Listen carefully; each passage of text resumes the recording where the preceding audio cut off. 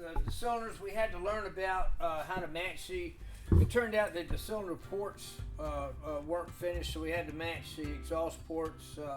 That's kind of top secret, but the bottom line is these are just some hurt cylinders that are in the process of being cleaned up and see if they have to be replated.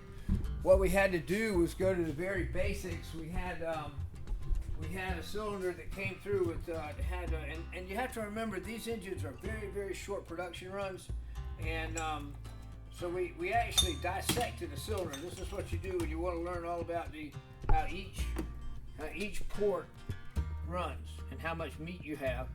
And because the problem that we had was due to a casting flaw, we had a daggone, let's see, where is it? Right there.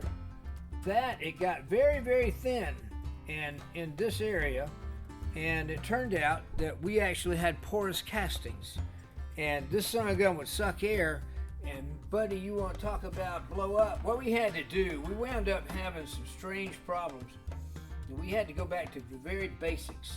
And what we found was, this is a cylinder, by the way, a brand new cylinder that was hurt and dissected, and we took it apart, and what we found was casting flaw.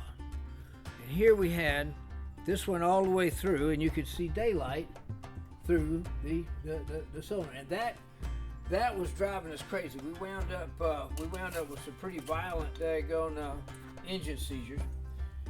So, and we needed to match the exhaust port to finish the taper on the exhaust port. So what we did is we quartered the cylinder. We quartered the cylinder and we studied every aspect of it, everything. And we found out where its weaknesses were. And its great strength is it has huge exhaust ports. Well, it has huge ports all the way around. But this was the results of our first run. This is a spectacularly melted piston, and that was the adjacent piston. That was 1 and 2 piston. That was our first full power run, and unfortunately we got it to seize less severely, but we never got it to stop. So we're back to square one. So we're going to see what has eluded us.